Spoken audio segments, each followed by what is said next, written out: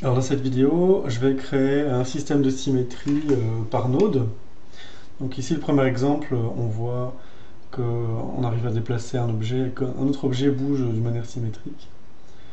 Alors le plan qui est au milieu sert à déterminer l'axe, le miroir de symétrie.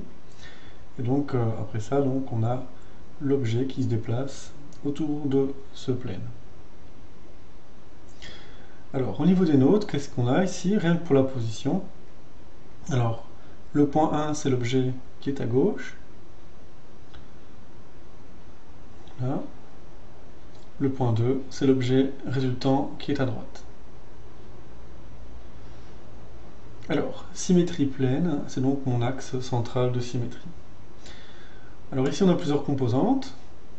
Le point 1 est multiplié par un multiply matrix par un node matrix 4 x 4, juste que la première entrée à moins 1 détermine la symétrie de l'axe en x. On multiplie ensuite deux fois la matrice du plane pour avoir le mouvement du plane.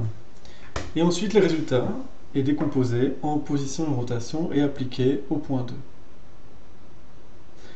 Alors, dans la même scène, ici, j'ai donc un test, cette fois-ci avec des rotations et de la hiérarchie.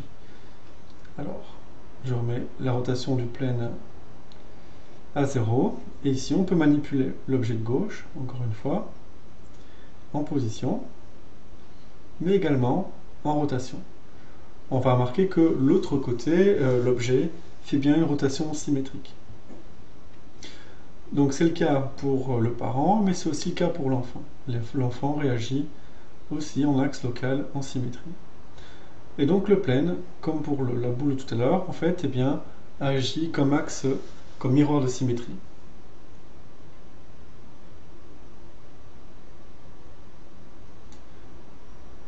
Il ne le fait que sur l'axe Y ici. Alors, au niveau nodal, qu'est-ce qu'on va trouver ici?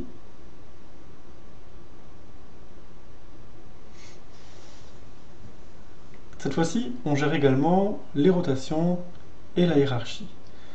Alors, les composantes sont semblables, il y a quelques petites choses en plus. Donc, ici aussi, on a l'objet parent source, la spline qui est au centre, qui s'appelle parent source. L'autre s'appelle parent target. Voilà.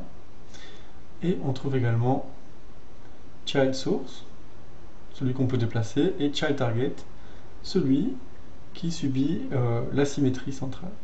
La symétrie en miroir, pardon. Alors, comme ici on a des rotations qui sont inversées, eh bien on crée une première matrice d'offset de 180 degrés. Alors je sélectionne la matrice. Voilà.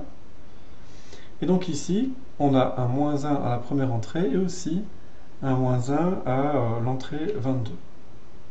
Ça caractérise la rotation à 180 degrés. Alors cette rotation, cette matrice est multipliée par le parent de source, ce qui le retourne.